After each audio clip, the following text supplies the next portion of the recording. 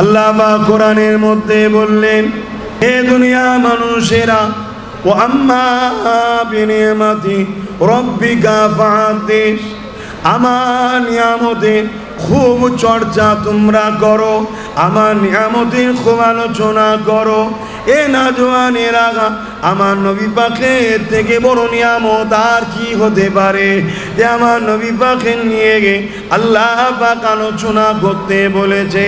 তাই শুনে রেখে দেন, আম্মা জান আমিনা বলতে লেগেছে, এ আমার আব্বা জান, এ আমার আম্মা জান, এ আতর আমিনা মাখে না, এ খুশবু আমিনার নয়, আমিনার গর্ভে যে পবিত্র সন্তান রয়েছে, ওই সন্তান যেদিন আমার রেহেমে এসেছে সেই দিন থেকে খুশবু বেরোতে লেগেছে।